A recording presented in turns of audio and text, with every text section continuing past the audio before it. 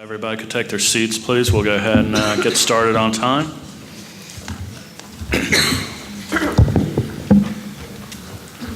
Okay. I'm Lee Bishop with the Department of Energy. I'm the Deputy Designated Federal Official for the Citizens Advisory Board for Northern New Mexico. I'd like to welcome everybody here today for this special session of a combined committee meeting.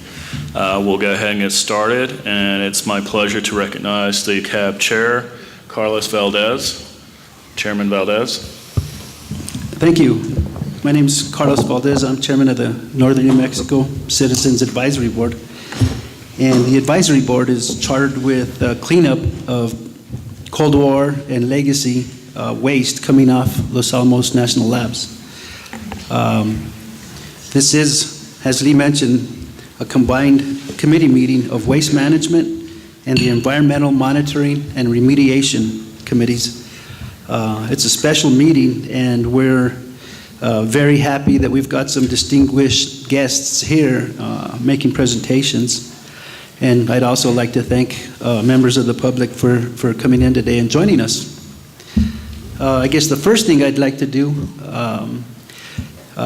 is get started with some introductions with the people around the table here, board members, and then maybe we can go through the audience and see who we have here in the audience. Mr. Joe, if you want to go ahead, and we'll start from your side. Mr. Real. Joseph. Hi, my name is Joseph Villarreal, Pueblo Poaque. Go ahead. Gary Johnson, Poaque, student member.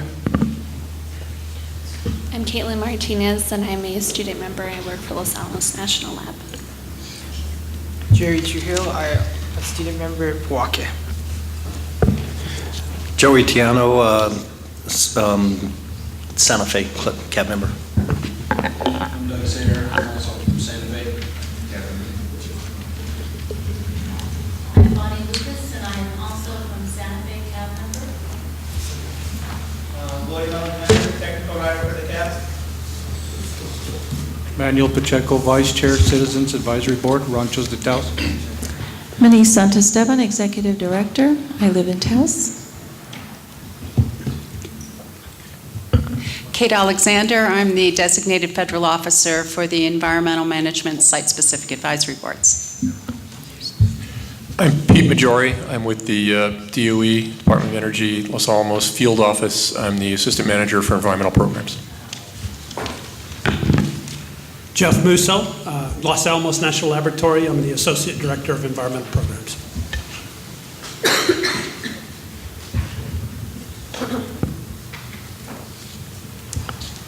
Bob Villarreal, Los Alamos. Allison Major, Los Alamos. Angel Quintana, Pueblo Poaque cab member. Nana Girardi, cab member, Los Alamos. Ashley Sanderson, Santa Fe. Stephen Schmeling, cab member from Santa Fe. Okay, thanks, members. If we can maybe go through the audience real quickly, if we can stand up and at least for the record, let us know who you are. We'll start over here, and the lady in the blue shirt. Kim Grantham is DOE Oversight Bureau, Los Alamos. Cecilia Garcia Frank, DOE Oversight Bureau, Los Alamos. Patrick Longmire, DOE Oversight Bureau, Los Alamos. I'm Steve Yanstead, manager of the site office, NMED DOE Oversight Bureau. I'm Patty Jones with Environmental Programs at the Laboratory. Deborah White, Los Alamos National Laboratory. David Cox, City of Santa Fe, Mayor. Lauren Day with Los Alamos Field Office. Michelle Rodriguez in the background, Patrick, Los Alamos Field Office. Christina Houston, Los Alamos Field Office. David Rhodes, Los Alamos Field Office. Tori George, Los Alamos National Laboratory, Environmental Programs. Scott Kovac, Nuclear Watch, New Mexico. Jeffrey Kendall, New Mexico Environment Department. Dan Cox, Los Alamos National Lab. Katie Roberts, Environmental Programs, Los Alamos National Laboratory. Hi, I'm Tom Blaine with the New Mexico Environment Department. Kathy Walker, Los Alamos Field Office Intern. Dave Coburn, New Mexico Environment Department. Ryan Flynn, New Mexico Environment Department. Ryan, we have a spot up here for you if you want to come sit up here at the table. On the hot seat. Put me far away from the coach. I think we got a couple of chairs. I think we got a couple of chairs for your staff as well. Okay, very well. Thank you, folks. Just real quickly, if I can remind you to turn off your phones or put them on mute, we'd appreciate that. And if you can, when asking questions, please run all those questions through the chair. And with that, let's have a good meeting. Let's go ahead and get started. First thing on the agenda is the approval of the agenda. If everybody's had a chance to take a look at that.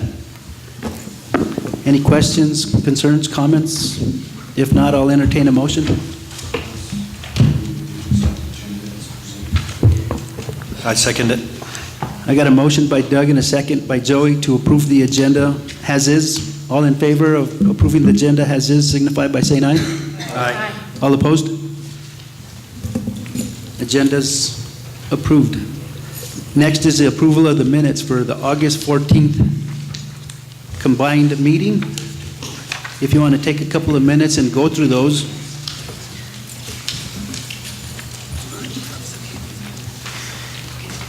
See if you have any changes or questions.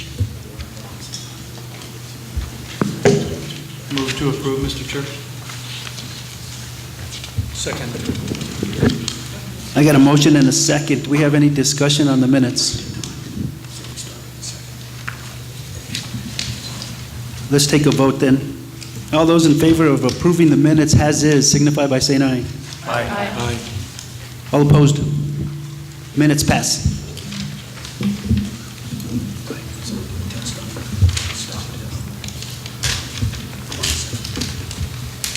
Next on the agenda is a presentation by Secretary Flynn. Are you ready, Ryan, or do you need some time? I was ready, so that. All right. Okay, I'll go ahead and turn it over to you.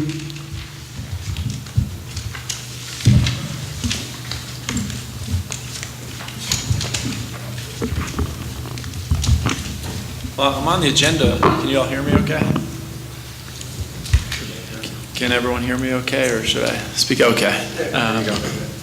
I'm on the agenda to talk about the consent order, so I certainly plan to address that. I thought I'd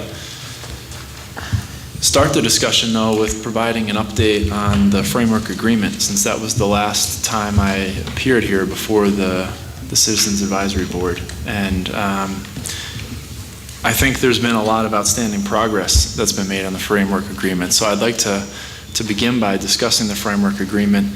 I plan to talk about the ongoing budget concerns that the agency has with respect to the environmental cleanup budget for Los Alamos, and then I'd like to talk about the consent order at the end. But I think I should only speak for 15, 20 minutes tops, and then I'll be happy to answer any questions you all have.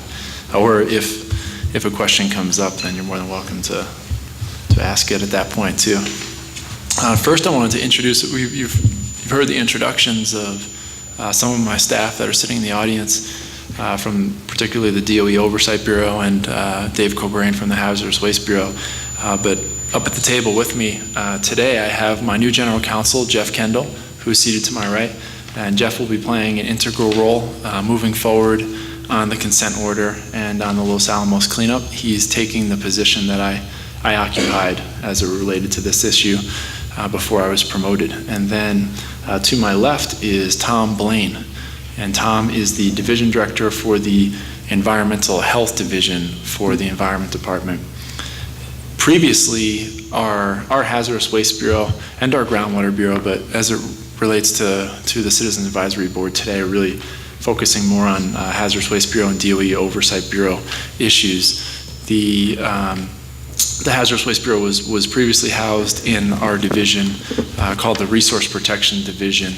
And one of the first things I did when I became the Cabinet Secretary was I moved the Hazardous Waste Bureau from one division to another division.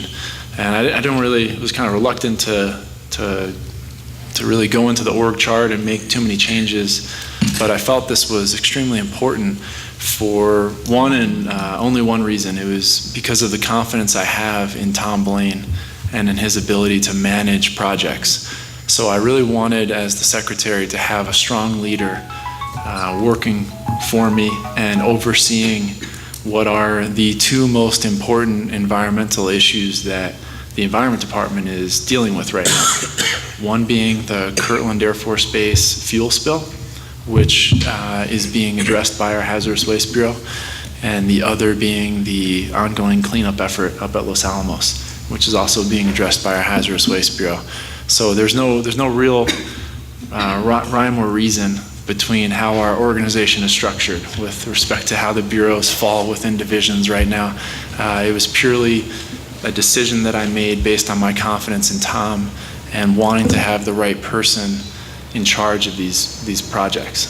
And Tom is really fond of saying, an empty wagon rattles the loudest. And I think that's kind of his approach to these problems. He doesn't like to talk a good game, he'd rather perform and demonstrate results. And so I just wanted to mention that to you as we get going, because these are my two top advisors and two people that will continue to play key roles moving forward on both of these issues. But when I was here in January of 2012, I believe it was January, it might have been a little later, we were announcing a framework agreement. And this was a new approach to removing waste off the hill. And we had a couple of key goals that were set out in that agreement.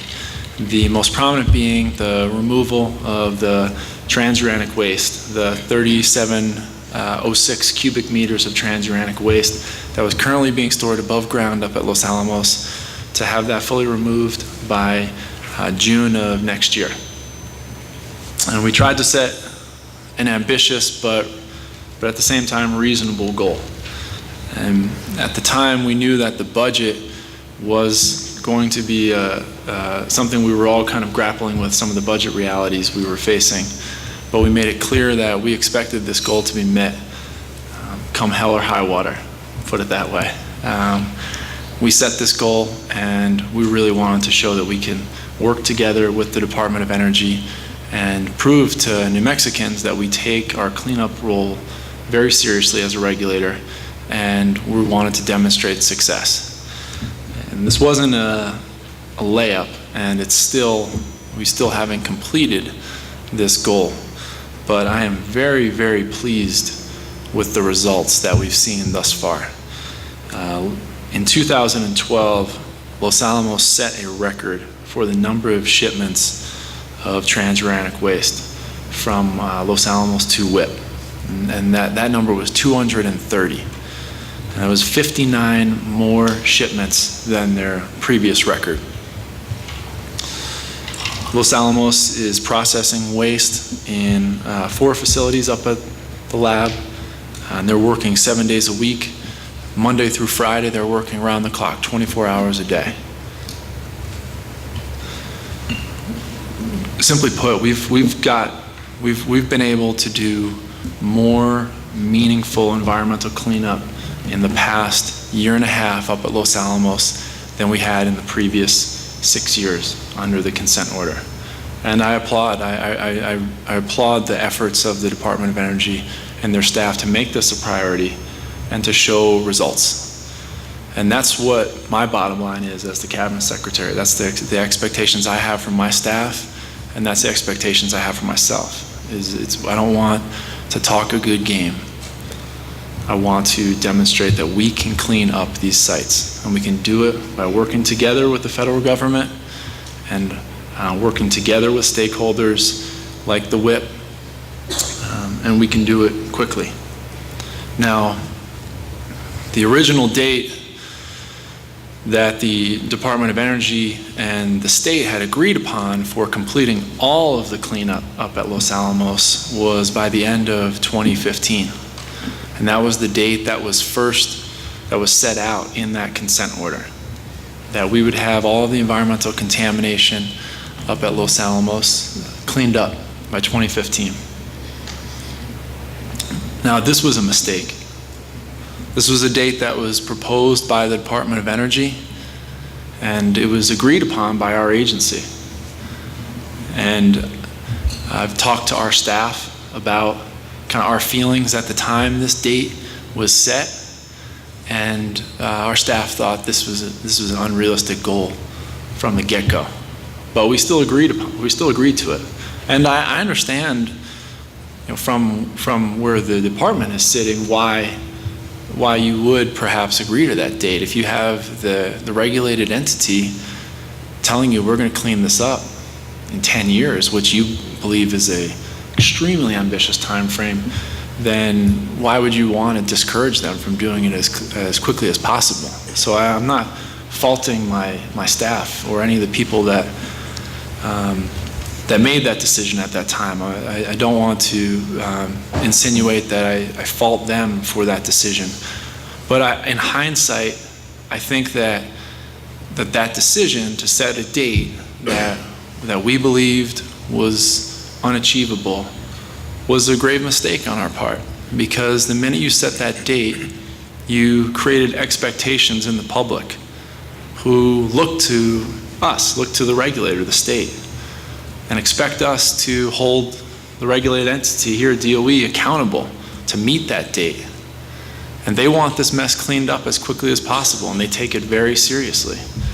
And when you fail to meet those expectations, you erode the public's confidence, both in your ability as the regulator to get the regulated entity to clean up the mess, and in your ability to honestly and candidly assess situations.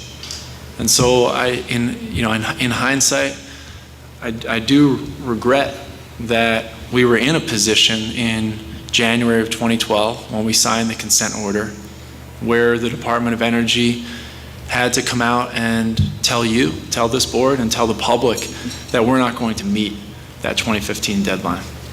And I applaud DOE for their honesty. I think it was very important to me that the Department of Energy acknowledged that they were not going to meet this date, because I think it's incumbent on us to be honest with the public. And I think it was the worst kept secret around that this date was not going to be met. And there are a lot of good reasons why this date was not met. When we signed this consent order, we had no idea that there was a chromium plume in the regional aquifer in the area. And so that was an unforeseen development that certainly pushed the timeline back considerably. And there are ongoing budget issues, and that always plays a role in moving forward and making progress.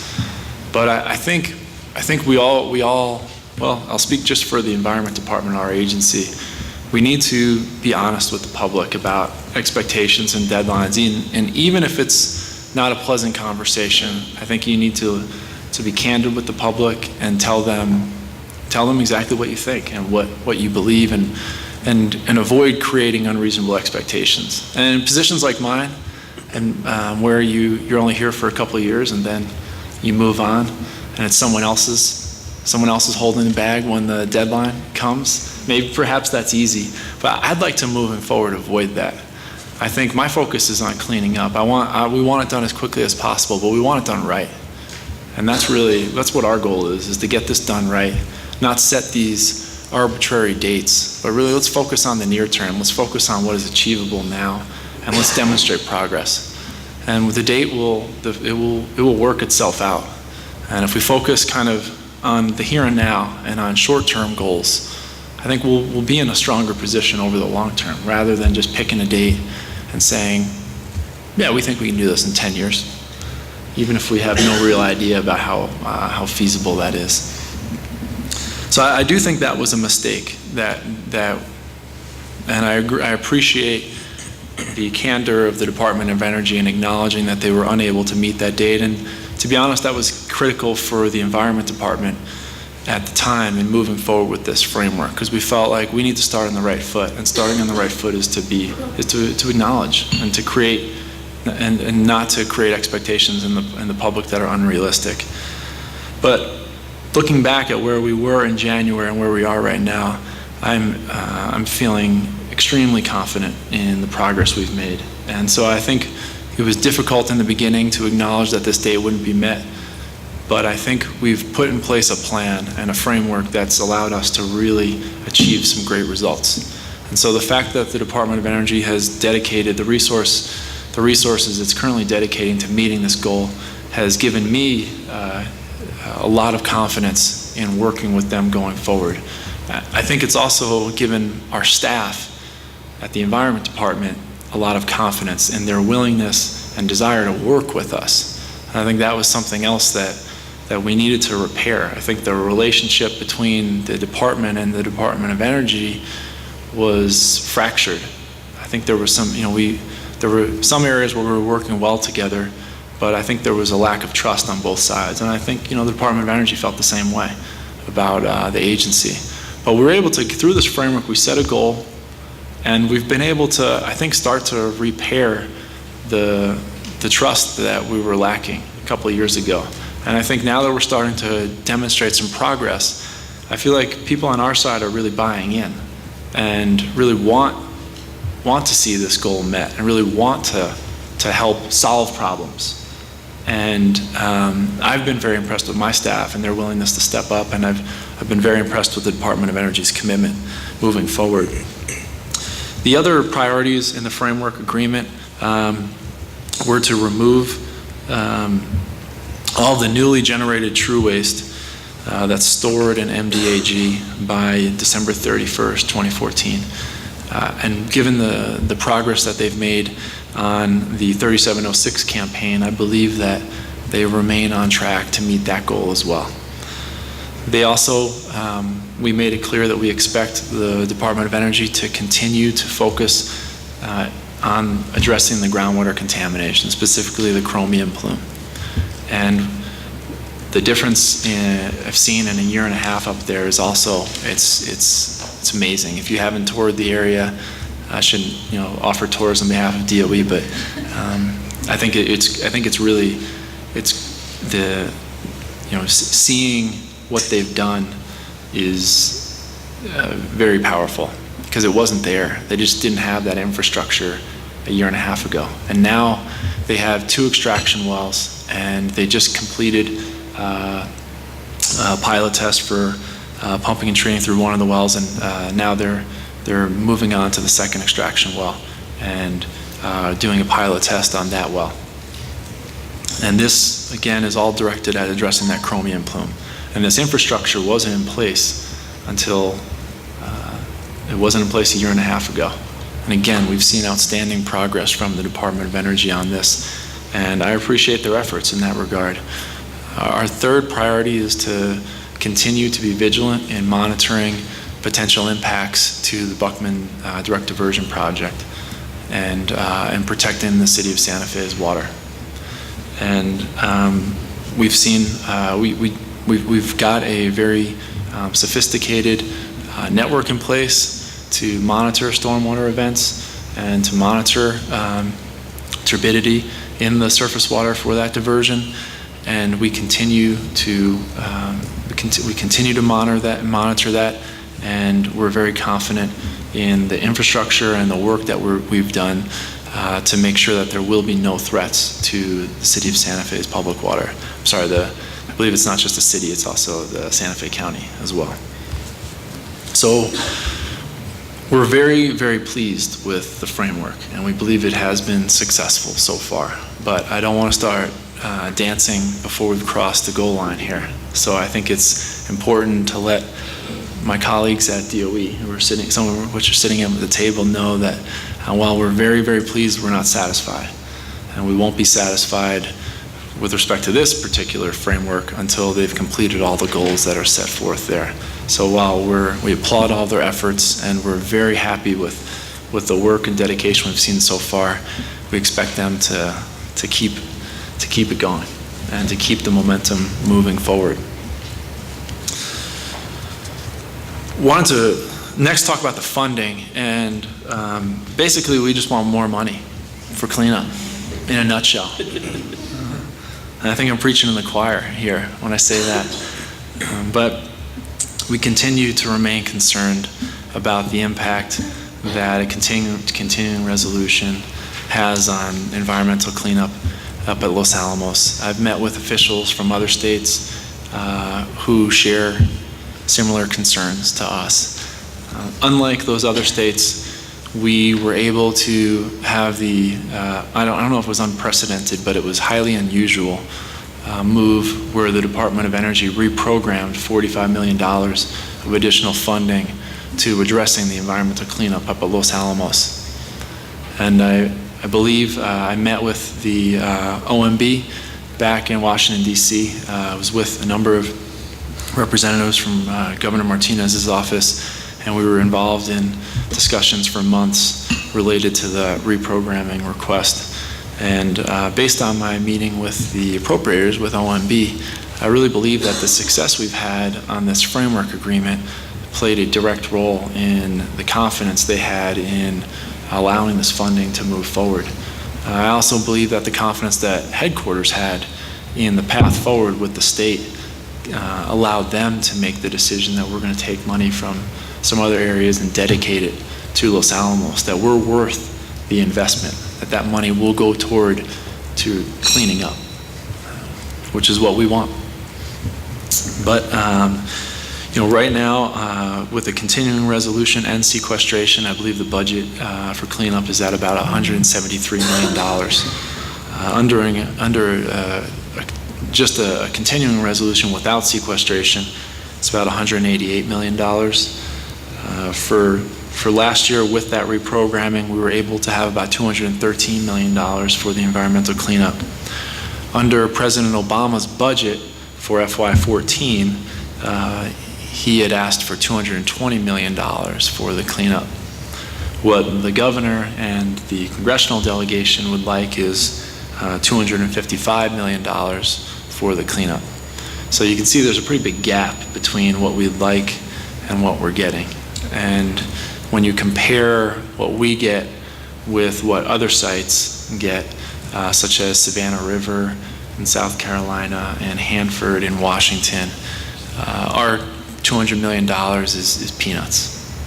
It's minuscule compared to the billion or billions that they get. Now, I wouldn't trade some of the problems they have. Having been to Savannah River and seeing all the water they've got running through that site, I don't envy some of the problems that they have there. But I do think that Los Alamos is extremely important in the DOE complex, and I do believe that funding for the Los Alamos needs to be sustained at a high level. My goal is, I come at this purely from the Environment Department's angle, which is we want this environmental cleanup work done as efficiently as possible. But I do recognize that there are other benefits for keeping us at full funding as well, and it does impact the local economy when we're able to operate at full funding levels, and the contractors that DOE works with are able to fully utilize all of their funding to do cleanup. There is most certainly an economic benefit as well. But that remains an ongoing concern, and on behalf of the Martinez administration, we will continue to lobby Congress as well as the Department of Energy to ensure that our budget remains at an acceptable level, and that it's an ongoing concern. And I would ask you, citizen leaders in this area, to work with your legislators and your local leaders to continue to voice support for keeping sustained budget funding for Los Alamos. There was some really great efforts of local legislators as well as our federal representatives in kind of conveying how important it is to keep funding at Los Alamos at an appropriate level. And that made a difference. Based on the discussions I had, that was something that really was powerful to people in DC. We haven't always had a reputation of being able to, of being supportive of the lab or being able to speak in one voice.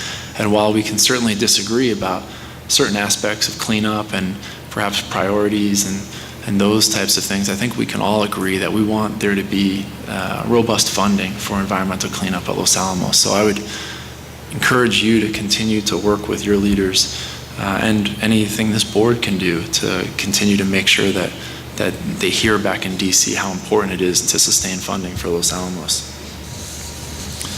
Last but not least, the consent order. As I mentioned, the Department of Energy acknowledged when we started this process with the framework agreement that they could not meet the completion date set in the consent order. In order to change the schedule to address that completion date, we would have to go through a modification of the consent order. At the time, we acknowledged that we would reconsider the consent order at the appropriate time. We indicated that how Department of Energy performs under the framework agreement will influence how we move forward with any revisions to the consent order. And that remains the position of the Environment Department today. We have not yet to engage in any negotiations related to changing the consent order.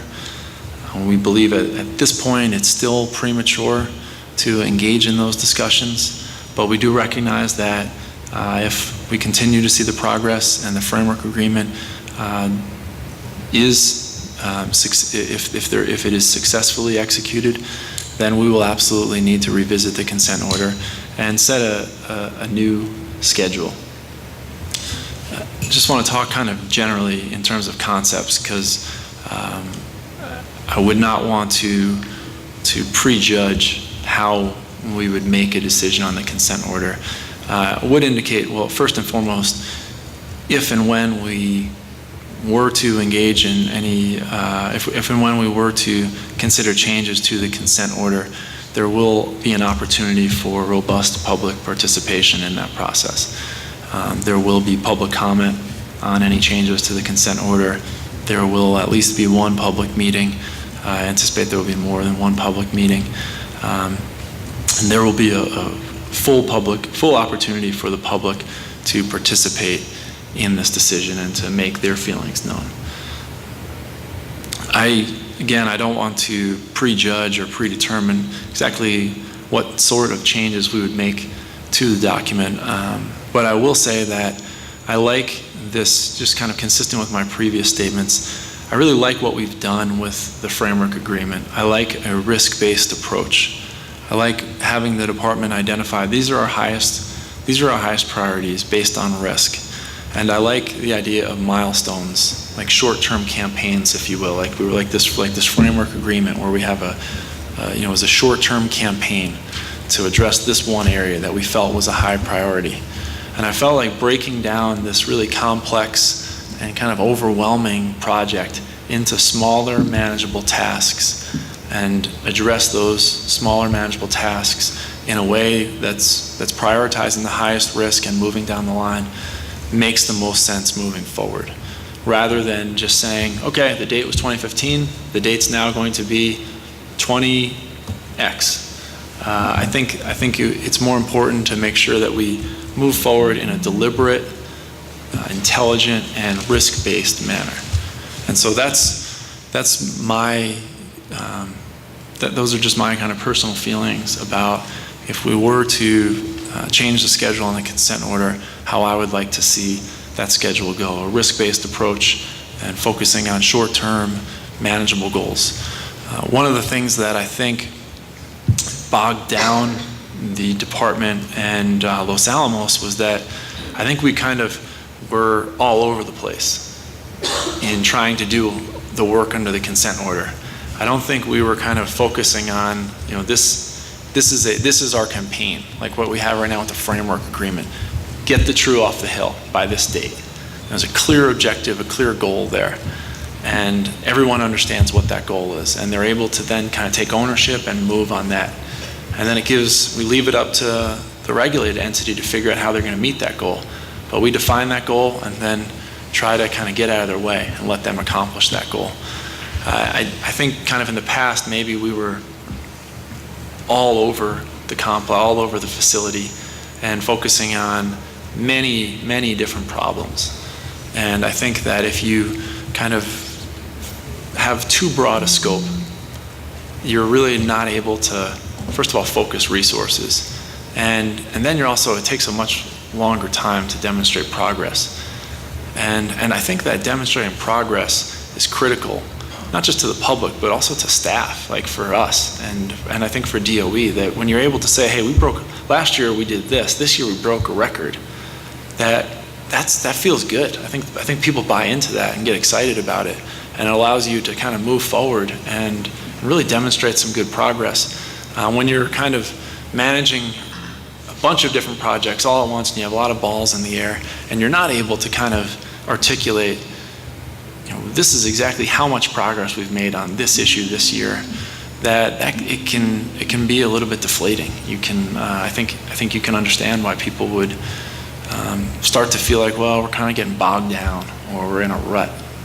So I do like this idea of what we've done with the framework agreement, where we've used a risk-based model and we focused on short-term campaigns, and I think the process has been a success. So I'm optimistic that if they do complete the framework agreement and we were to move forward, that's the type of direction that the Environment Department would be very interested in seeing how we can incorporate more into the consent order moving forward.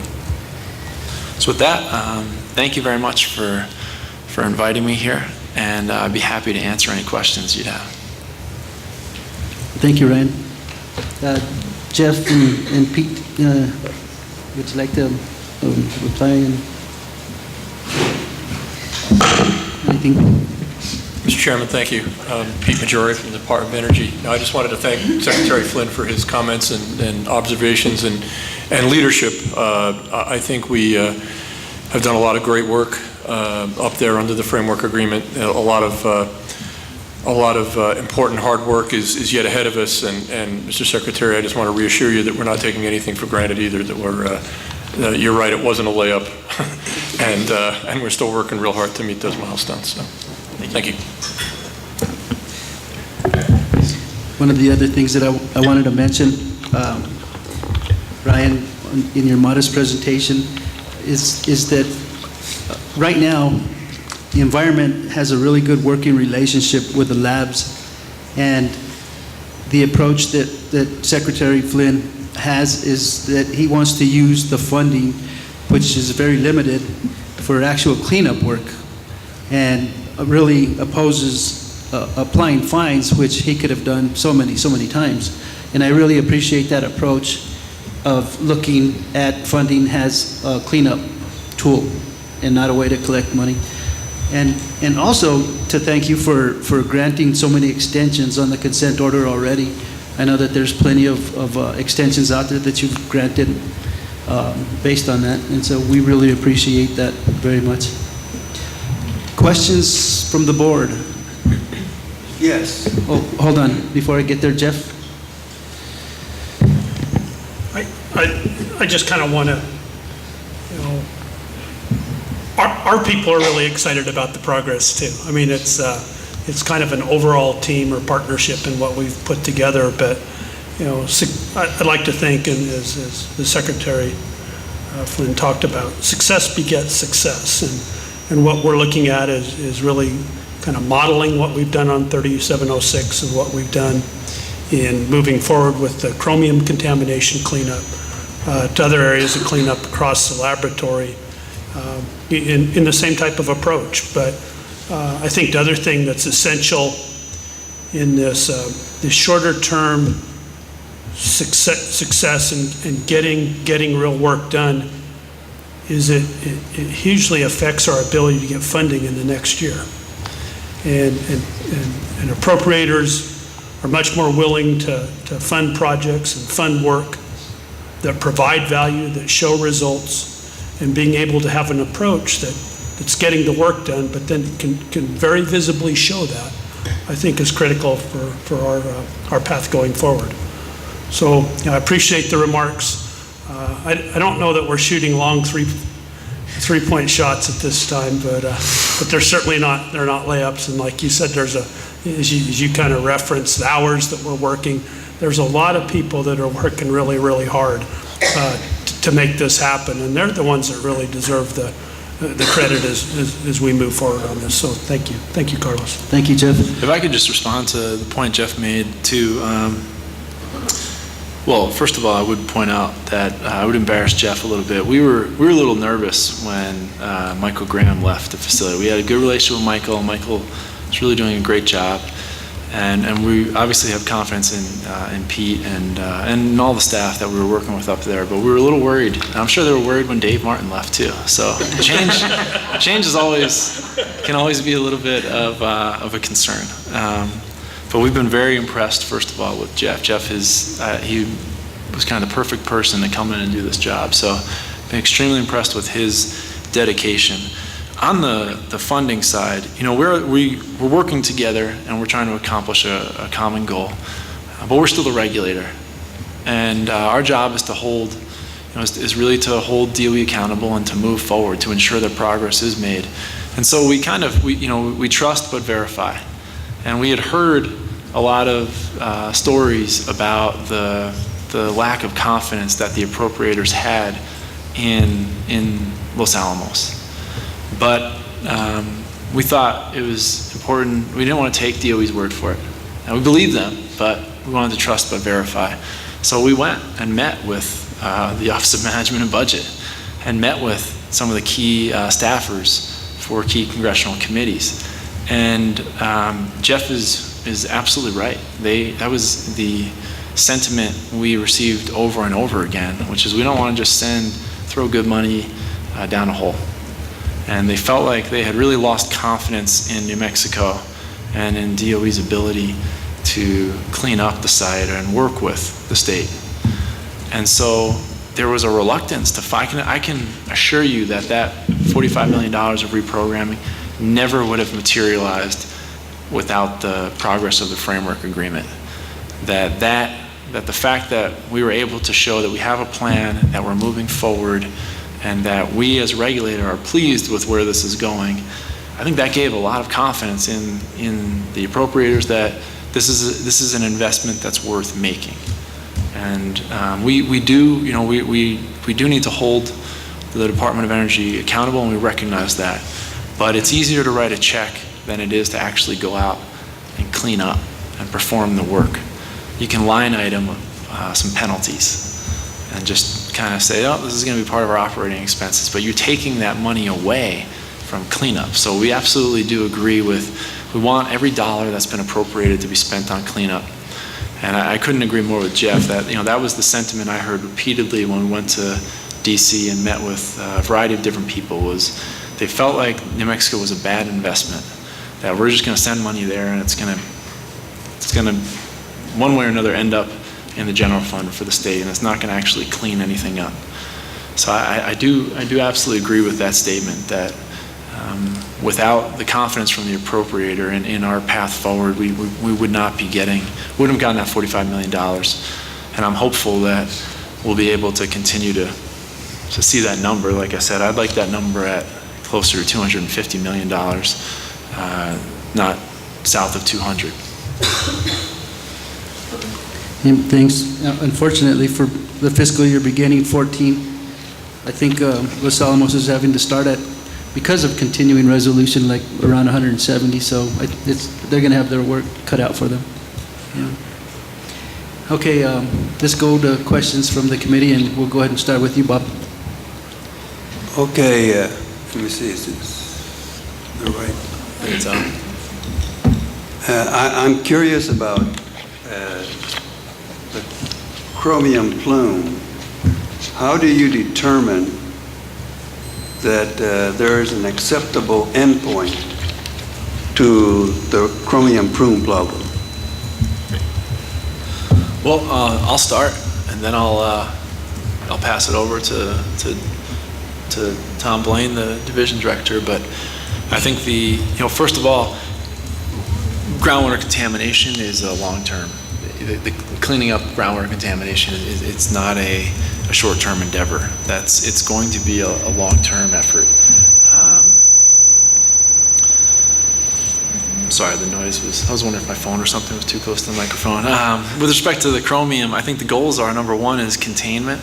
We want to contain the plume that's there. I mean, you first of all, you want to eliminate the source with any type of groundwater cleanup effort. Second is we want to try to contain the contamination that's there. And the third is we want to remediate it to our standards. And so those are, you want to continue to treat the contamination until it is below our groundwater quality standards. And I can turn it over to Tom Blaine to see if he has, that's kind of the general approach we would take. I can turn it over to him to add. Yes, Mr. Chairman, member. There are a number of processes that that we have to go through before contamination can be cleaned up. And the very first is characterization of the site. And once you have the site characterizations determined, then you can start implementing a remediation program. Another critical element is containing the source. You know, what is the source of the contamination, and does it continue to feed the plume? So in your characterization of your site, that is one of the elements that you will determine. You know, the aquifer characteristics on how it responds to pumping, what rates you need to pump the aquifer, the wells at, so that you don't overstress or exacerbate the situation. So there's a lot of technical data that needs to be acquired before you can really go in and implement a measure. And the first and foremost is identifying the parameters that you need to characterize. So, and I think that the labs have done a very good job of that so far. We're continuing to work on the characterization through pump tests and monitoring of the groundwater in that area. Okay, but what if you start with chromium-6 and you reduce that to chromium-3? Is that something that is beneficial? Well, you know, from a technical standpoint, I think that you know, chromium-6 versus chromium-3, chromium-6 is a problem. You know, I think when we fully characterize the aquifer and the plume, you know, those things will be addressed. Well, chromium-6 moves a lot faster than chromium-3. Chromium-3 won't move very much. And so I was wondering if it's necessary to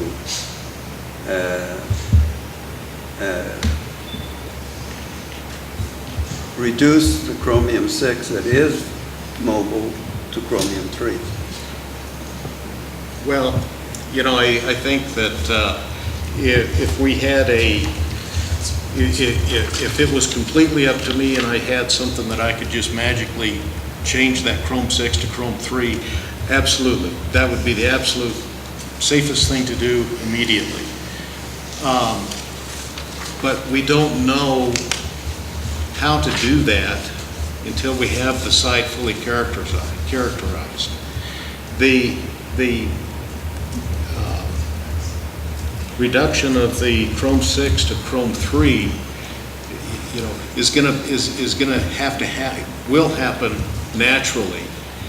And you know, the problem that we're addressing now is the Chrome-6. You know, I wish we could tie all the Chrome-6 up and convert it to Chrome-3 and have it immobile. And that's part of what we're studying.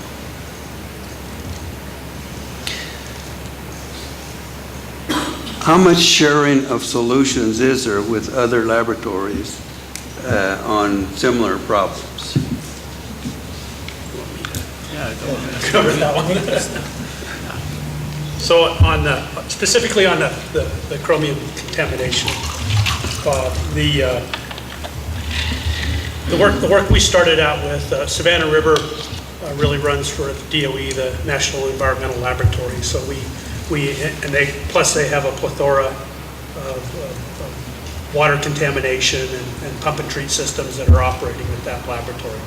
So we engaged them in a kind of an independent study and analysis of looking at the whole host of alternatives that are available for cleanup of this. And so we did that about a year ago. There's an independent report that was prepared from that team and was really coordinated from the Department of Energy as opposed to specifically from the contractor at the laboratory. So that information, I believe, is available. Recently, through all of the work that we've now done and looking at things like Secretary and Tom have talked about things like natural attenuation to go from chrome 3 to chrome 6 and really looking at things like the reducing conditions in the aquifer. We've engaged some of the people that have been involved in pump and treat up at Hanford. And so on the River Corridor project up there, they've got a system that they've got going, and we hope to learn some additional information from them and from the work up there. So it was just really, when Secretary Moniz was at the laboratory, he kind of got engaged. It's good that he's kind of an environmental advocate along with his many other responsibilities, but he did ask about that, and he did offer up the work at Richland that may be available to us. So last week I had my people contact up there, but we are totally open to learning what other sites are doing and seeing what could be applied here. As we look at the comprehensive solution for the chromium contamination, it's probably not going to be just one thing that we do. It's going to be multiple, remediations that come to focus. First, kind of the containment, stopping the spread, getting anything that's coming down into the perch zones or exist in the perch zones, and then really starting to take the contamination out through a treatment or through natural attenuation, reduction, things like that. So we are doing a lot of work with other folks on getting all the help that we can. Thanks, Jeff. Thanks, Bob. If I could ask you a favor, Secretary Flynn, we have our full board meeting up in Taos on the 25th of this month. If it's possible that you might be able to send a representative to speak to the full board on the perspective from the Environment Department on the chromium plume, that would be awesome. Sure. There'll probably be one or two of the people that are sitting in the audience and my staff who I'll be sending up there. That would be great. Absolutely. Yeah, just give me the information. I'll be happy to talk about that. Okay. Steve? Yes, this is a slight diversion.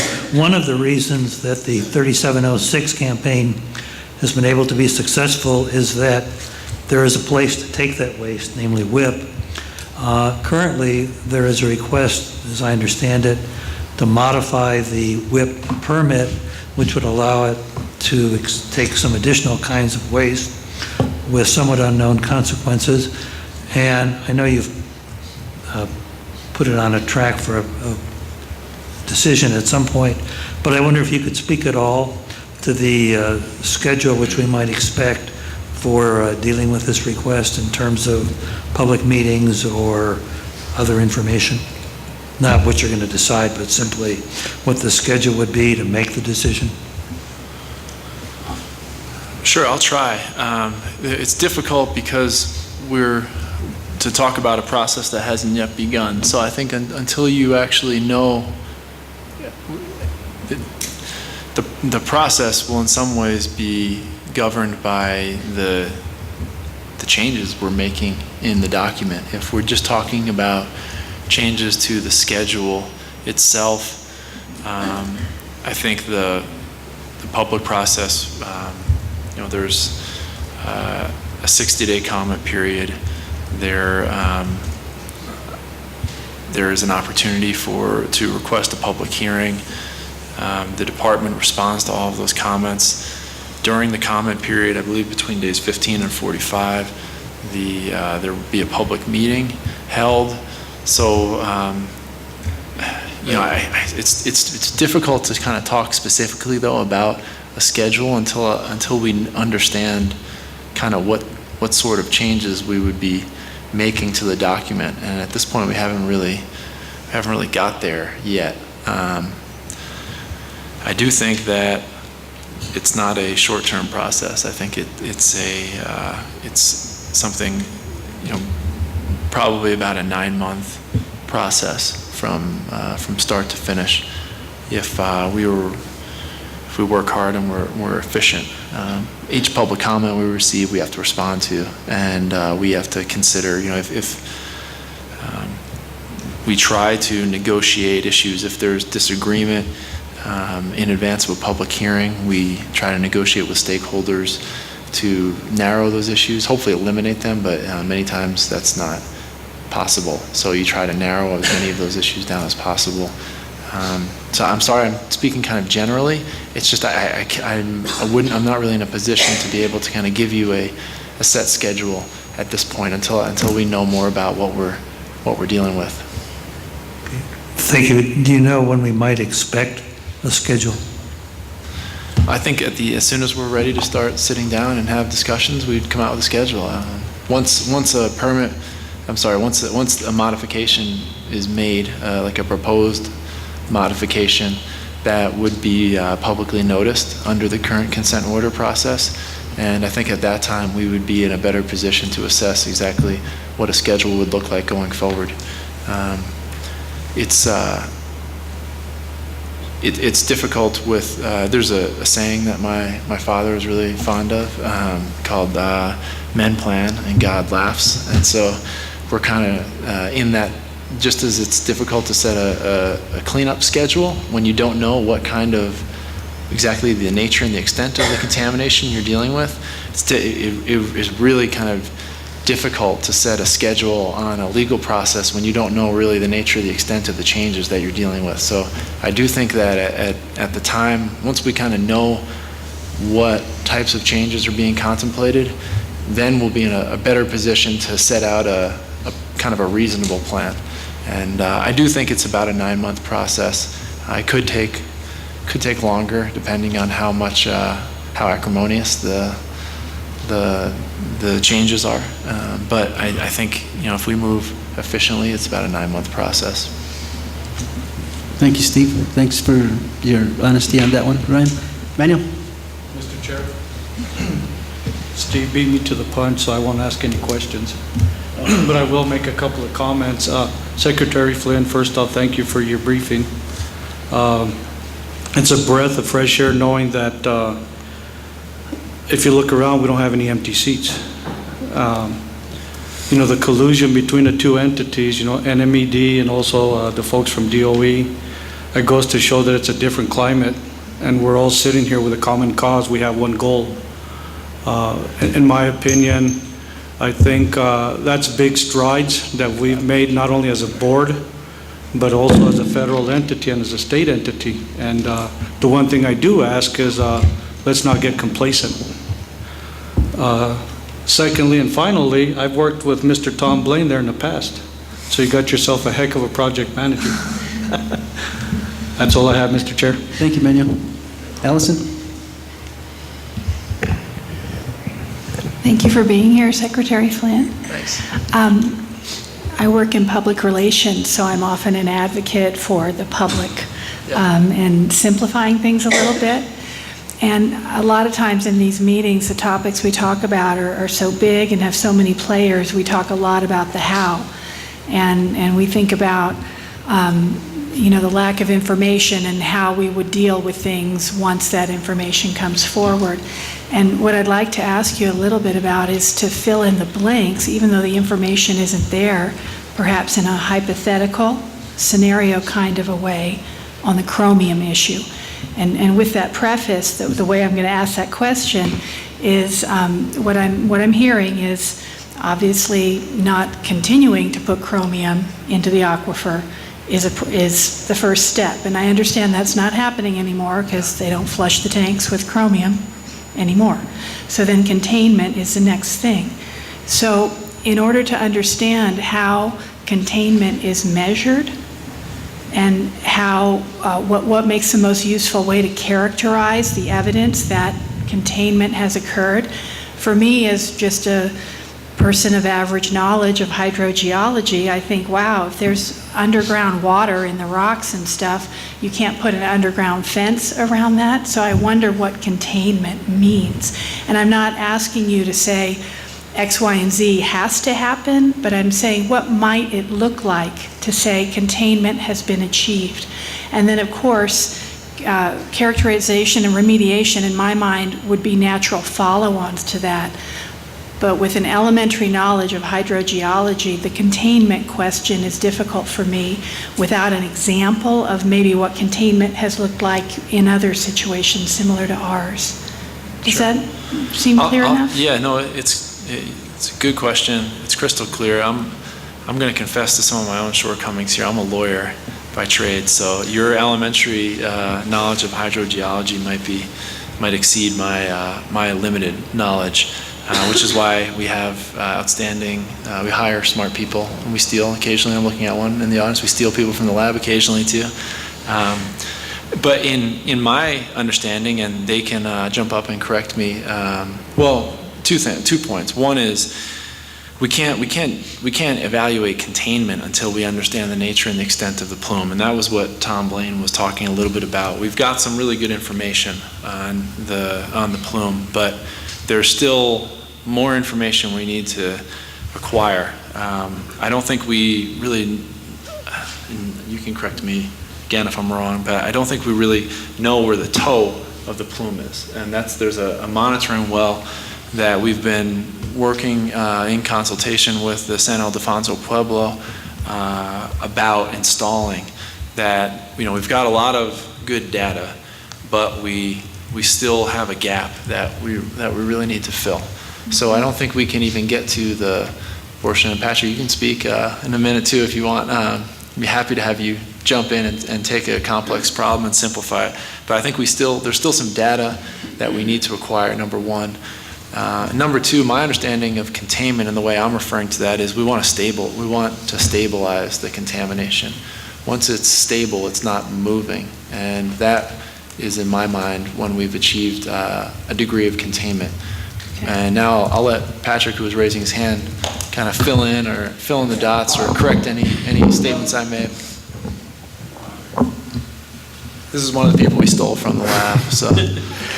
And hopefully I'm still friends with a lot of my colleagues at the laboratory. So Secretary Flynn has really summarized the issue. At Los Alamos, it's complex because the depth to the groundwater is about 1,000 feet. So at other sites where there's chromate contamination, the depth of the groundwater might be 50 feet. It's easier to contain either through physical methods by having a wall that would prevent the groundwater flowing, or by chemical means. But the Secretary Flynn really hit the key point is first you have to understand the nature and extent. Is it as large as that mixing board? Is it as big as this room? Is it as big as this casino? And once that's determined, and as the laboratory is starting to conduct field investigations, they're getting that information. So it's a long process, but through the right technologies and understanding, probably the best way, and I agree with what the laboratory is doing, is pumping the contaminated water to the surface and treating it. Because of that 1,000 feet, it's too thick to inject chemicals or to try to manipulate the water chemistry. Okay. Yeah, but I think we're getting there. So the small achievable risk-based milestone that you'd like to apply to the Chromium project, if you were to use the 3706 approach on this project, would be what kind of goal on containment? The most important goal right now is characterization. So we can't, until we fully understand the problem, we can't implement an action plan. So that's step one. And that's wells and boundaries. That's not sucking up the water and treating it. That's defining the parameters of the plume. Well, yes, it defines the parameters of the plume, but we also need to understand how the aquifer responds to when we do start to extract That water. too. Okay. And so that does play in understanding the problem. We need to also understand how that would factor in to developing a solution. So we unfortunately we still have that data gap where we don't understand exactly how big the plume is. We have an idea of where it's going, and the most recent briefings I've had, we have kind of some conceptual models of where we think it is. But I think our staff are trying to be vigilant, and they want the best available information to provide the best opinion possible. So there's still some gaps in the data. So that's number one, is making sure we're comfortable assessing exactly where we think the contamination is, and they are right now with the pilot pump test that they're doing. That will also give us data to show how the aquifer responds to when we start the pressure created by actually extracting that water and treating it. And so that's additional information that we'll then utilize to come up with a path forward. But that's the immediate goal is characterization. Okay, well that's really good for me, because that's a new understanding, that the pumping is both helping on the characterization as well as longer-term remediation. I had thought of the pumping just as longer-term remediation. So getting that information point out there is useful for me to understand the need for the continued emphasis on that pumping. Thank you. Thank you, Allison. One more question for Secretary Flynn. Bonnie? Thank you for everybody. I think it's important to acknowledge that sometimes these meetings can have conflict, and like Manny was saying, it's very important that we go ahead and always have these kind of meetings, kind of get-togethers. I appreciated your briefing on the consent order being a little bit ambiguous, having meeting that deadline and, saying maybe it was a mistake. And your acknowledgement and that the short-term campaign, risk-based campaigns really do work. And I think just in my short time period here, I've noticed how effective that's been, certainly from Lee Bishop has really kept us up to date on that. So thank you, and maybe we can gear towards that if that's very effective, like you were saying.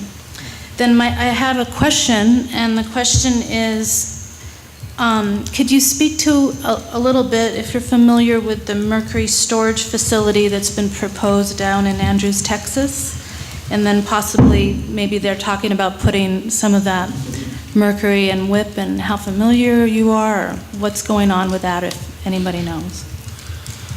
I have to confess that I'm generally familiar with the issue. Dave Martin, my predecessor, was very involved in that, and I just am not comfortable. I would be happy to get you more information on that. Obviously, any decision to move waste that would invoke our jurisdiction as the regulator, we would be actively involved in, and to date, we have not started considering that proposal from a regulatory perspective.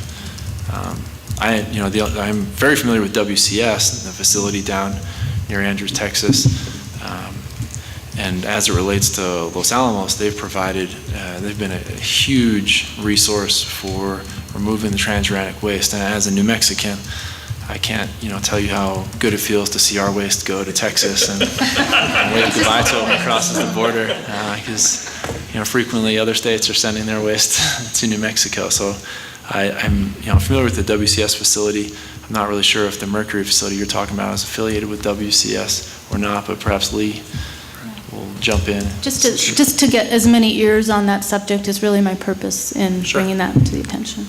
Sure. So let me address that real quickly. That's still a department action. It's still in the NEPA process. They issued a draft environmental impact statement out. Based on comments they received in the public comment period, they decided to evaluate several other additional sites in southeast New Mexico, including the original site at a location at or near the Waste Control Specialist facility. So until the department finishes their NEPA process through the environmental impact statement, they won't be able to finalize that environmental impact statement and issue a ROD, and only be after they issue a ROD would they actually seek permitting from either the state of New Mexico or the state of Texas for the actually siting that facility. So, but Kate is with us today from headquarters, and she gave us an update that the EM office feels the EIS is on its schedule as dictated, and that we're hoping to have a final EIS, environmental impact statement, issued at the end of this month. So it's coming sooner than later. But I want everybody to keep in mind that a final environmental impact statement is not a decision. It only provides a preferred alternative. And the ultimate decision maker, I can see Tori back there nodding her head saying, "You're saying it right, Lee."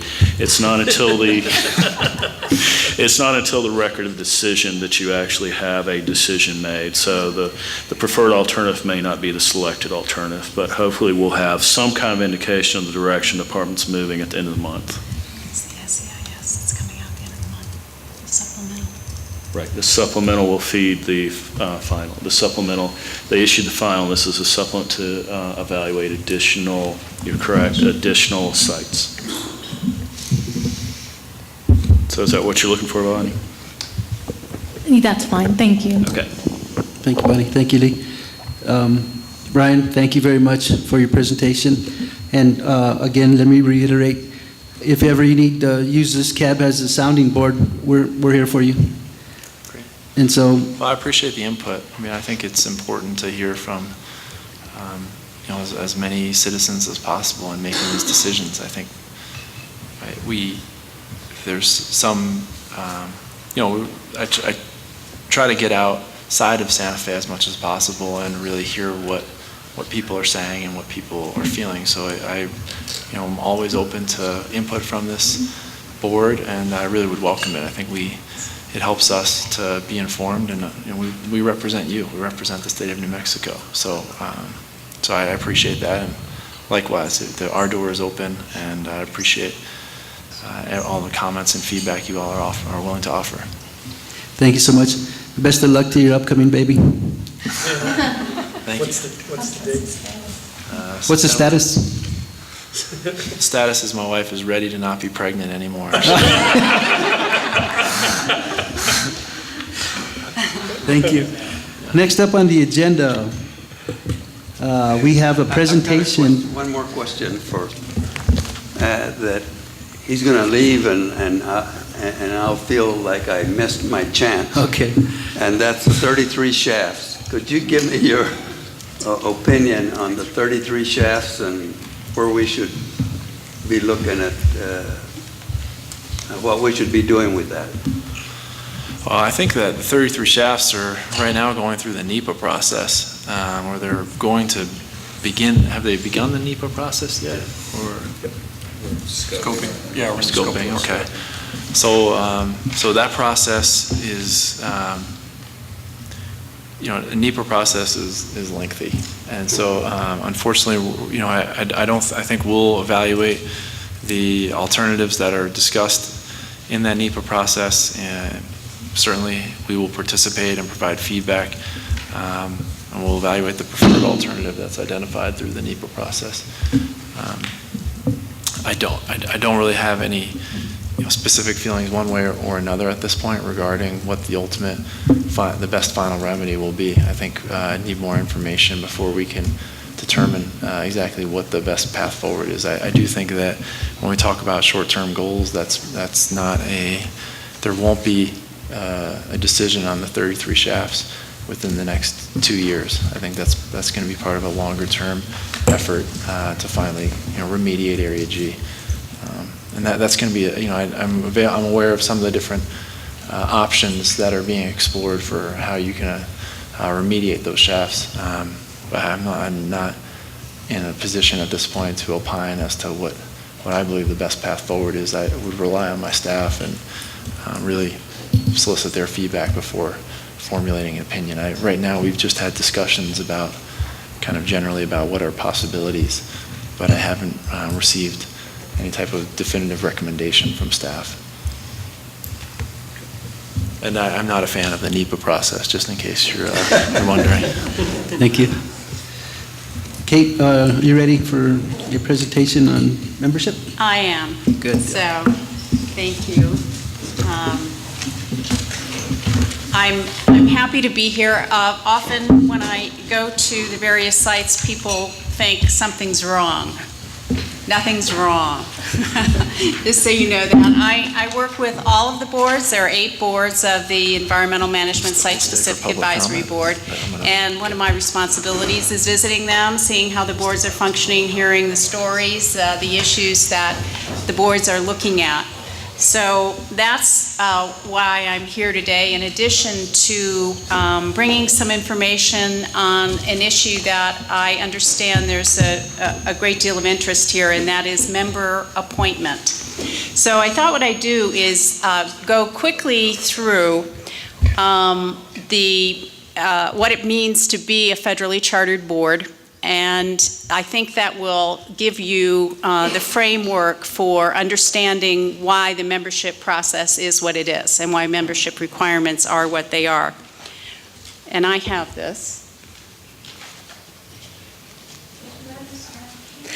Maybe I should stand rather than point over my shoulder here. Huh? So this board is part of the Environmental Management Site-Specific Advisory Board, or EMSSAB, and it is one of almost 1,000. Oh, really? I feel like I'm very loud, as it is. Okay. Maybe I better put it there, huh? Okay, thanks.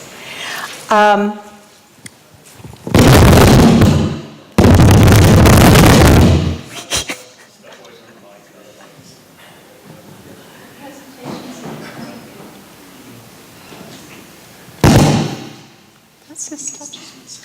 Oh, it's that one? Should I, if we just step? Great.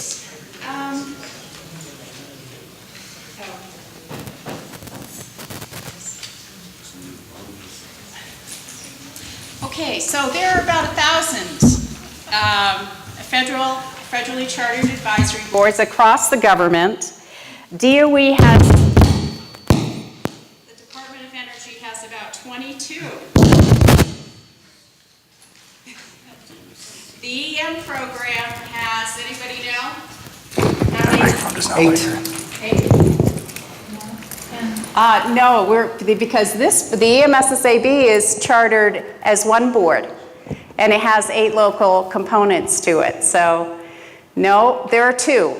One is the Environmental Management Advisory Board, which it also reports to the Assistant Secretary, or the EM1 position, on cross-complex issues, and this board, which works on site-specific issues. It's also, I think, interesting for you to know that there is no other citizen board in DOE, and there are very few in the federal government. If you go looking for them, you'll see that there are very few. There is Social Security, there are some in Health and Human Services, but there aren't that many that are citizen boards. And there are 2 kinds of boards, federally chartered board. One is expert, one is representative. This board is a representative board. And so what that means is what we're going to be talking about today. When you have a representative federal advisory committee, what does that mean? What is it supposed to look like? So the Federal Advisory Committee Act was passed in 1974. This board was created in 1994, or I should say the EMSSAB, and the local boards have been created under that over the period of time between 1994 and just 5 years ago. The last board of the EMSSAB was created, and that is at the Portsmouth site. So So the Federal Advisory Committee Act is very short. It doesn't have, it's a framework for operating these boards, and it does a couple of things. One is it says the agencies must create their own consistent, uniform rules for how they will administer their advisory boards, and that the boards have to be balanced in terms of points of view represented for the mission of the board in question.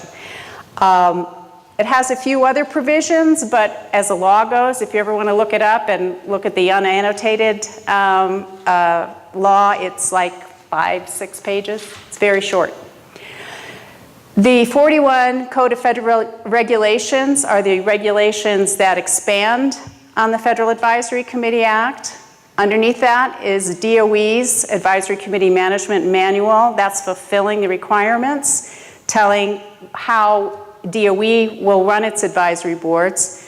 Then there is the charter for this board, policies and procedures that all of the boards within the EMSSAB will follow, and then the site bylaws or operating procedures. And each one of these is subsidiary to the other in the sense that they can't violate what the overarching laws and regulations and policies say. So they can be more specific. They can drill down and clarify and make things specific, for instance, to an individual board, as we do here.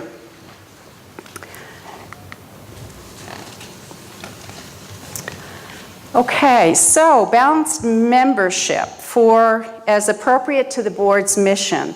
The way DOE has interpreted that, and the Federal Advisory Committee does as well, and it's implementing regulations, affected people are very important to be represented on an advisory board. So you want to draw from that group, directly affected, indirectly affected, and you look at things like the demographics of a group, of an area, who lives there, who lives close, whose interests should be represented on this board in order to give the agency a broad perspective on its, whatever it's asking the board for, whatever advice it's asking the board for. Does it have an array of interests represented?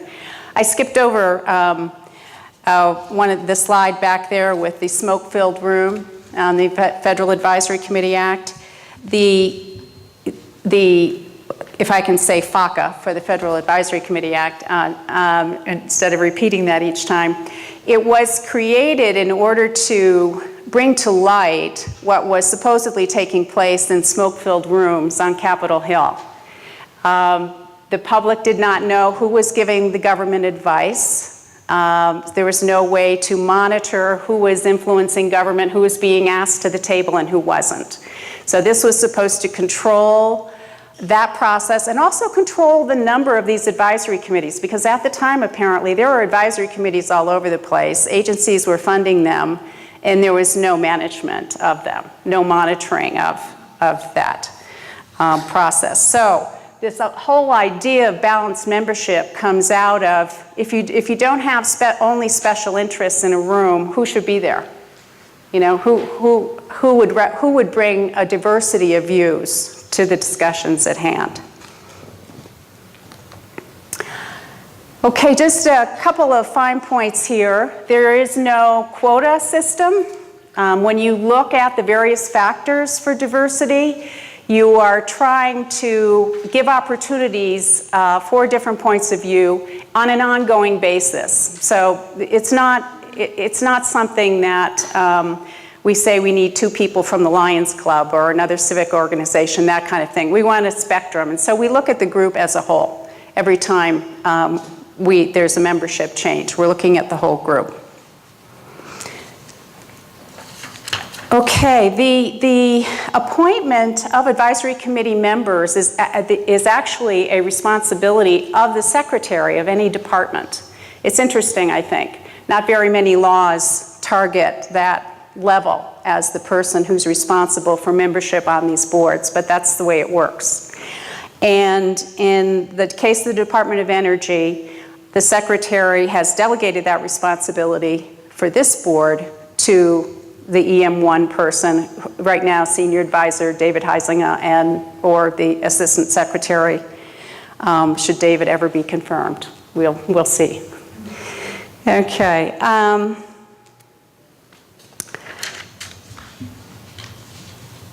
You probably pretty much know what the recruitment process is.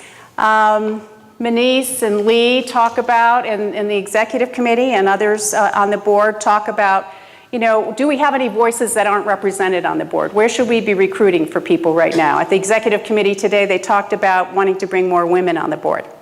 We're 50% of the population, in some places more, and have a great interest in health and environmental issues generally. So that's a group we certainly want to be well represented. There are many others, as you can see from this group, which I applaud this site here for having done such a good job in recruiting people who truly represent a lot of different perspectives in this region, this area. So I think you're looking really good on that. Okay, so generally, nominations come in to the site office. They look them over. They look over the people who are coming in, the kind of people they would like to bring into the board. There is no requirement for education on this board at all. That's something that's always asked about a citizens board.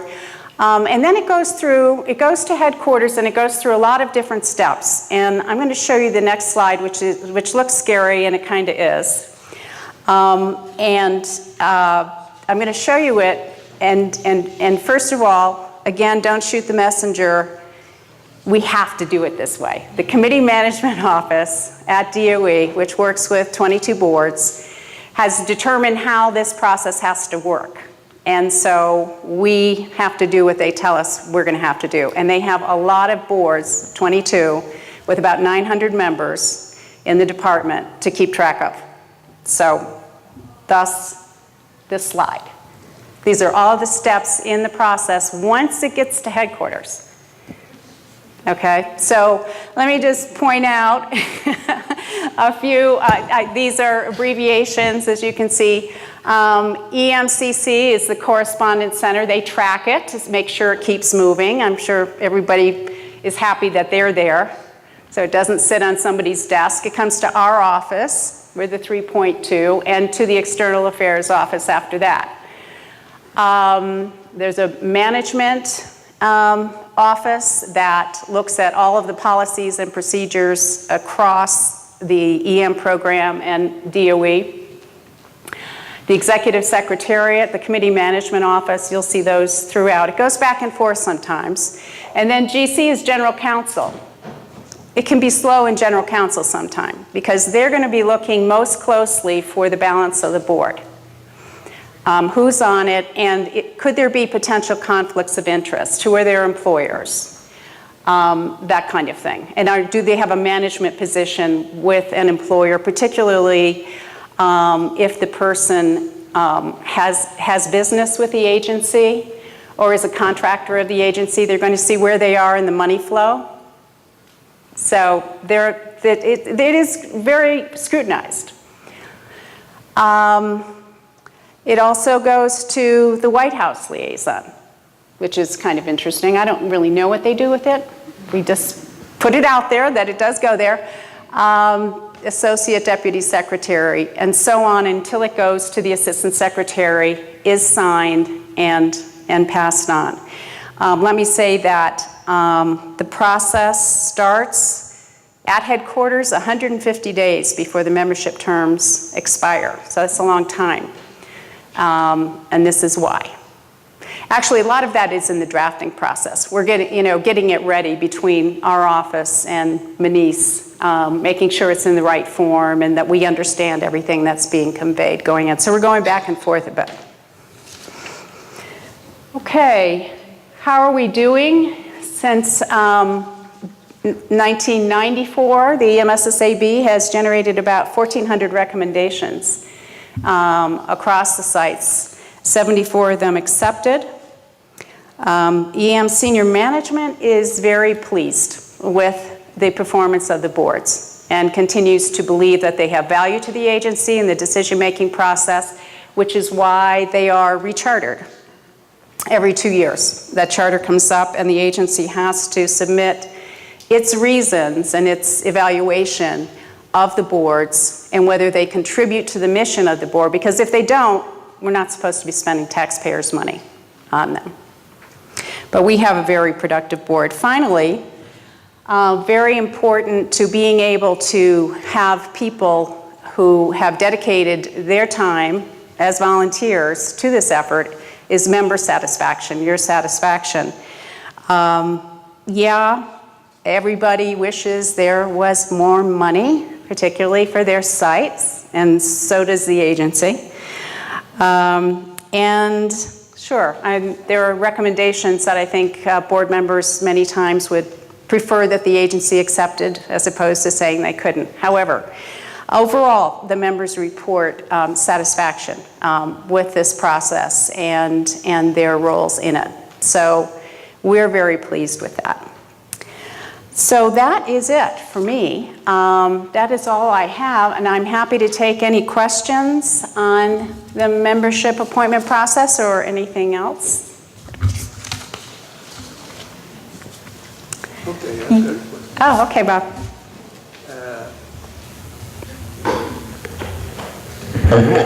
Are there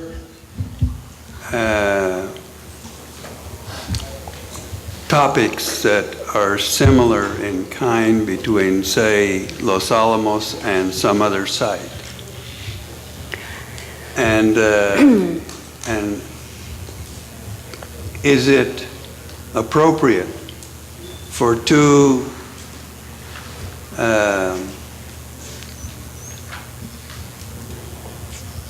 groups to get together to solve a problem in another site? Generally, no on the latter, and I'll go back to that. But on the former, we have a lot in common.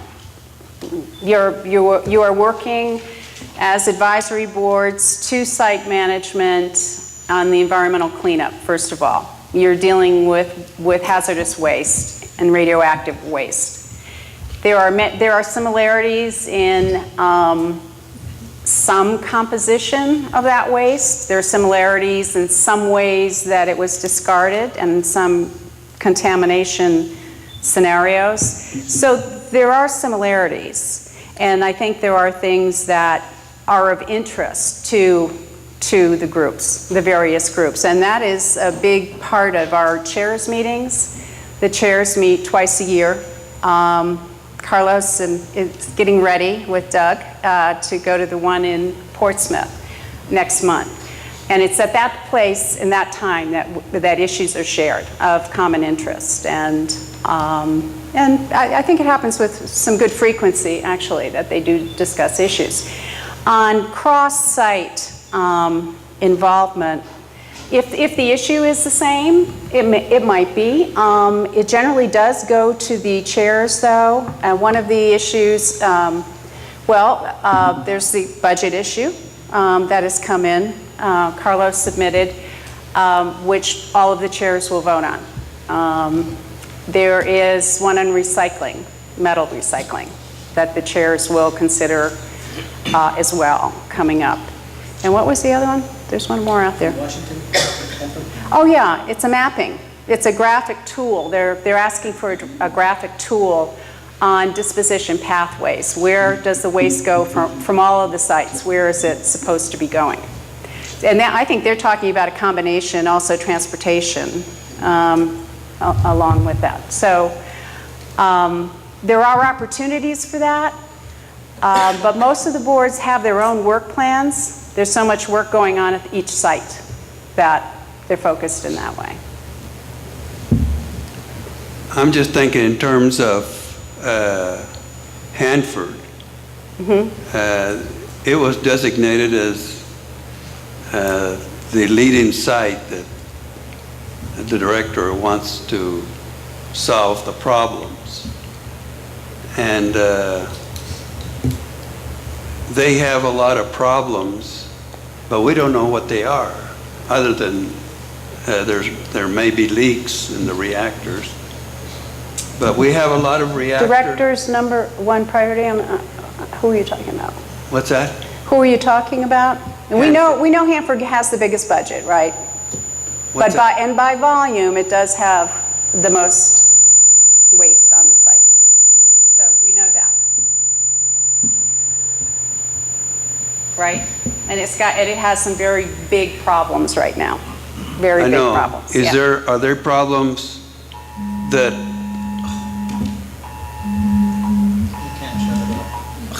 they're trying to solve that we have expertise in and we could help them? If it's expertise that they're looking for, they would go to the site experts. That's how that would work. And I think, as Jeff indicated earlier, there are discussions between the sites where there's expertise at another site where people have tried things one way to see how it works. So that does take place. Information is shared from site to site. Okay? So if you have information, you should be talking to Jeff. Okay? Is there anything else? More questions? No? Okay, thank you. Oh, I'm not quick enough, that's okay. Go ahead, Allison. It's just a simple one. The topic has come up before that on this board, we need people of higher educational.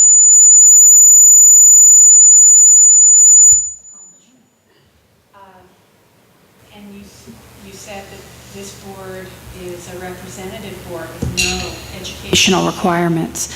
So my understanding when I came on this board was that was a good thing. That was by design in order for the citizens here to garner the educational points they need. That's what the time commitment's about, smartening up on the issues, which can be disseminated down to a person without a PhD. So I'm just wondering, from the many meetings I've sat in, when I've heard the comment, "Oh, we need more Bobs. We need more, we need more people that have a more technical understanding of these issues already." What is your response to that, given that this is a representative board by design, not a technically educated board? Right. A person would never be appointed because of their education or their degree. If they're going to be appointed in another representational category, okay? Probably on this board, location, probably more than anything, would be, or affiliation with an organization that was not represented. There is a recognition that having people who are technically expert is helpful on a board. So we're fine with, we understand that can help. That can help the dynamics of the board to have people who are technically savvy. Okay. But we cannot appoint people for their education or for that reason. We have to do it because they bring a perspective that is being looked for in the community as well. It might be just where they live. Okay. Okay. So if congressional decision makers can be schooled on this stuff in order to make policy decisions, I would think the same is true for citizens, because not all congressional decision makers are PhDs. And that's the underlying belief. Sure. About the ability to simplify or educate on these issues that are of pressing public concern, and we're the link for that. Yep. Okay. Yep. Allison, I would submit that everybody sitting on this board today is a technical expert in their community in northern New Mexico, and that's why they're here. Well, they become that. They become more by knowledgeable. Virtue of what we by virtue that you live here, you understand your community, we're looking to you as a subject matter expert to give us that community perspective. To bring that into the mix. Okay. Bunny. Well, first of all, I want to thank you so much for coming. It means a whole lot to everybody here. And this is a very broad, kind of unusual question. Maybe it's not unusual, but just if you could speak to this just a little bit. You touched on it a little bit in your presentation, but just the real validity of our voice in Washington, because we're so far away. And if you could just, when you're, to put it in kind of layman terms, hobnobbing with your people that you are out there with, friends and whatnot, or people that you run into, what is the validity? And one of the reasons I ask this is in my personal world, my background is writing comedy, but it just turns out that I have a lot of friends that are electrical engineers and scientists up at the lab, and I'm close to them, and I always get a little bit of a scoff when I say I'm part of this board. I just get a little bit of, oh, that's just, So I'm just, I don't think that, and I don't think any of us think that, but I was wondering if you could speak to that a little bit. Yeah, I will. Not all of the recommendations are ones that are directed at headquarters. As site-specific boards, you direct a lot of yours to the site, and so they are the primary recipients, and they're the ones that use the input. The ones that come to headquarters are very much welcome. I've been in this position for 5 years, and I have been very surprised at how at the willingness and in fact, the eagerness of senior management to be involved with the boards. They want to know what you're thinking.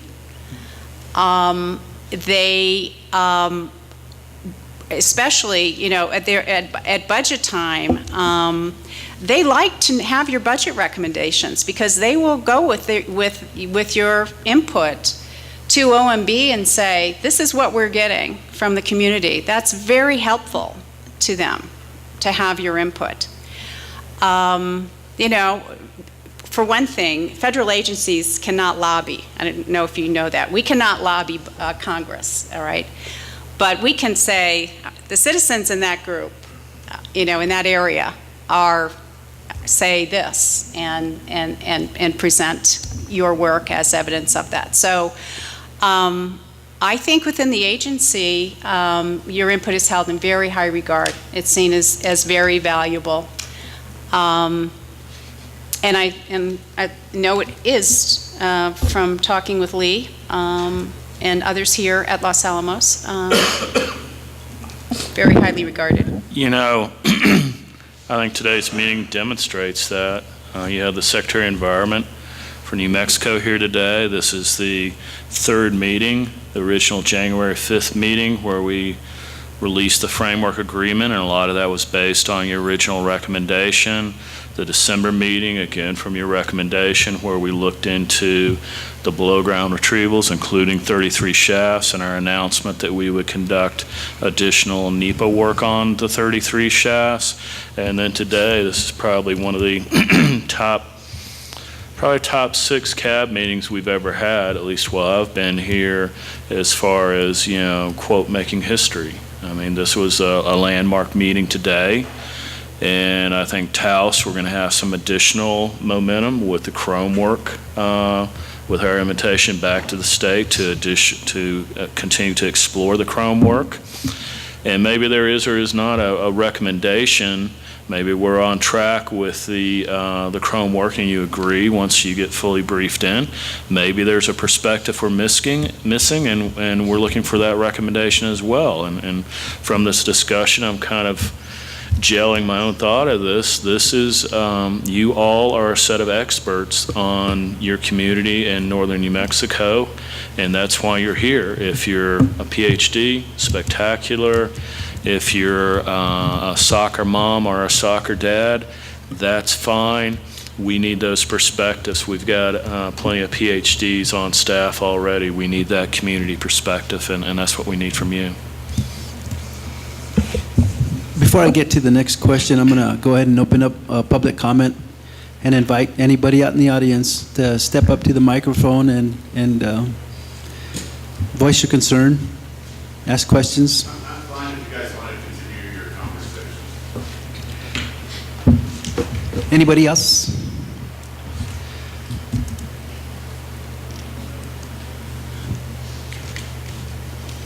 I'm sorry, you guys are having such a good conversation, but I'll go ahead and jump in here after all. I didn't get to add, my name is Scott Kovac with Nuclear Watch New Mexico, and I want to thank you all. And I was going to say, if you guys know half the acronyms, then that makes you an expert. I didn't get to ask Secretary Flynn a question. I would have asked him, will the public and the CAB know when the consent order negotiations start? And how will the public and the CAB know when the consent order negotiations start? And speaking of the consent order, just a little history. It wasn't so ambiguous. You know, what it was a well-written plan to make a plan. It was always a plan to make a plan. There was, each step along the way in many different areas had, for instance, an investigation plan, an investigation, a work plan, then they had to do the work. And so each area of the lab, which is a very big place, had many, there's many areas, and each area had all these different steps. So when you think about it, if you do an investigation plan, but you have to do 8 or 10 or 12 of them, and then you have to do the investigation, and you have to do 8 or 10 or 12 of them, then, you've done a lot of work, but you really haven't done any cleanup yet. And that was Congress's problem, was that they weren't seeing the work done, and they weren't seeing the cleanup. But the investigation plan, the work plan, how you're going to clean it up, all that stuff still has to be done. And so I would just like to say that they didn't, the scope of the work was unknown when the consent order was signed, and it was a plan to be done. And so when they chose, everybody agreed, on 2015 as the final date, and that was based on not knowing what, how much cleanup was going to have to happen, or what form the cleanup was going to take. In the meantime, it's always been the lab's kind of underlying plan to use natural attenuation for the lab cleanup, and they say that, in many of their documents, and many of their EISs and documents, let the contamination go. And so, it's already been 30 or 40 or 50 years the contamination has been in the place. And every year we don't remove the contamination is another year the contamination continues to have a head start on the cleanup. So 2015 was not a mistake, and I'd like to reiterate what Manuel said that, we need to have this, we need not to get complacent. We need to have a sense of urgency here. We need to, remember this waste is sitting there dripping, percolating, blowing into northern New Mexico. Every year we let it sit there. Thank you. Thank you, Scott.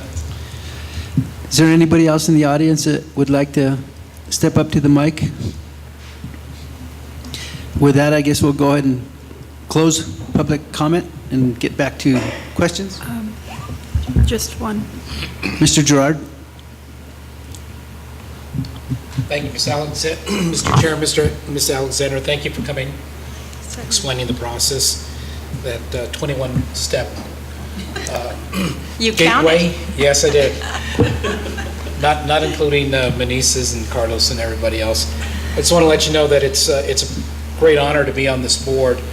We have wonderful leadership. We have great staff. Lee and the rest of the Llano staff, the DOE and the Llano staff are great assets to us, because we do become somewhat expert, learning a little bit more about what is really going on, how we can help also with the comments on the true waste. And one last thing is, Bob here, he's as good as having 2 or 3 experts in his field, so we're fine with that. And we won't trade him at all.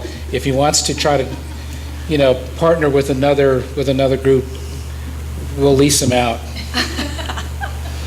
Thanks, Gerard. Nana? Thank you for coming, Ms. Alexander. I was wondering about when it came down to those 26% of nominees that weren't accepted. In general, can you say what the main reasons were for those people not being accepted to the boards? That 26% figure was actually for recommendations that were not accepted, not members. It's that recommendations meaning advice on issues to the agency. Oh. Okay, so the members are outside of that. Most member nominees, by the time they get to headquarters, do go through. There have been times when some people who were contractor employees in particular, or one time we had a federal employee come through as a nominee, and they cannot serve on a federal advisory board. So that one was out. Occasionally, a conflict of interest. We have had people who were involved in litigation at one of the sites, and generally that is not, that is not used. This is not seen as the proper forum for people with those kinds of concerns and issues. Does that answer your question? Yeah? Steve. This is a comment, not a question. One of the reasons for the success of this board is it has a very competent and capable staff, which was already mentioned. And in terms of all these budget discussions, I just hope you would keep that staffing as a priority in terms of how you put the budget, because I think without the staff, this committee would be much, much less successful than it's been to date. Gosh, I hear so many compliments about Lee and Manise and her group that I don't know, what are they doing for you guys? I mean, a little bribery. No, it is a high compliment, and I know that the site is very committed to the board and to the proper support for the board. Very good. Thank you, Kate. Gerard, do you still have a question? I'm sorry. Allison, did you want to? Just responsive to the gentleman from Nuclear Watch. I'm sorry, I forgot your last name. When you were asking how would it look when the consent order is going to be renegotiated, I heard distinctly in Secretary Flynn's presentation that there would be a public meeting. Oh, yeah. At least one. Yes, thank you. I heard that. I was asking, how will we know when those negotiations actually start? I was just worried about when the negotiations between the lab, are the lab and the NMED going to have negotiations and then present something to us? Or are they going to say that? It was kind of a pre-question to that. Thank you. Thanks, Scott. Kate, thank you very much for coming all the way down from DC and spending time with us. We really appreciate that. My pleasure. Thank you. Moving on, I guess I can update the group here a little bit on what we talked about this morning in the executive committee meeting. Just real quick, real briefly, I'm going to be looking at appointing an ad hoc committee here soon to look at our bylaws. Interestingly enough, when Kate was talking to us this morning, it looks like headquarters is wanting to take a look at bylaws across the complex. So I guess this is good timing, and if there's any members on the board that would like to participate in the ad hoc committee to take a look at the bylaws, I sure would appreciate that. Just let me know. The other thing I want to let you know is that next month, I think in our combined meeting, October 9th, thanks, Minnie. She already knew what I was thinking.